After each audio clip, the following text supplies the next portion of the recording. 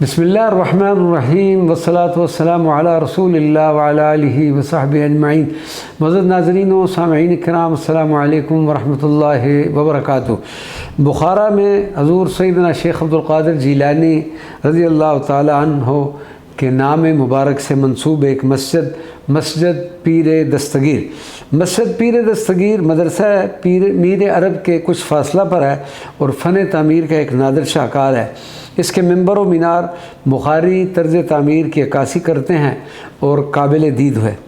جب ہم مسجد میں داخل ہوئے، اس کے بعد امام و خطیب سے بھی ملاقات کا شرف حاصل ہوا۔ ان سے اس مسجد کے بارے میں معلومات حاصل کی تو ان کے مطابق یہ مسجد حضور سیدنا شیخ عبدالقادر جیلانی کے نام مبارک پر طویل عرصہ قبل تعمیر کی گئی اور وقتاً فوقتاً مختلف تبدیلیوں کے ساتھ موجودہ صورت میں موجود ہے۔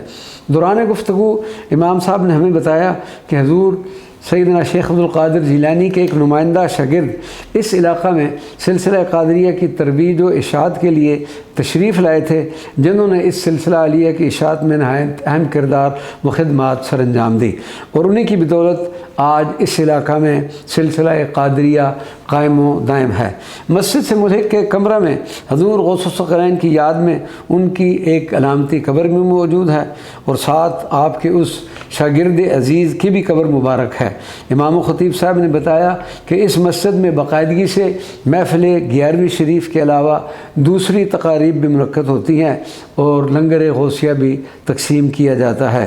مرد چشت و بخارا، مزرعے چشت و بخارا و عراق و اجمیر، کون سی کشت پہ برسا نہیں جالا تیرا۔ احاطہ مسجد کے ایک مقام پر ایک کنواں بھی موجود ہے جس کا پانی زائرین بطور تبرک ساتھ لے جاتے ہیں۔ الحمدللہ ہمیں بھی اس کنویں کا پانی پینے کی سعادت نصیب ہوئی۔ اس کے بعد ہم نے خطیب صاحب کی خدمت میں درود و سلام کی کتابیں پیش کی، ان سے دعا کروائی اور اجازت لے کر سلسلہ کبرویہ کے ایک عظیم شخصیت شیخ الاسلام شیخ سیف الدین باخرزی کی زیارت کے لیے روانہ ہوئے۔ وما علینا الا البلاغ المبین۔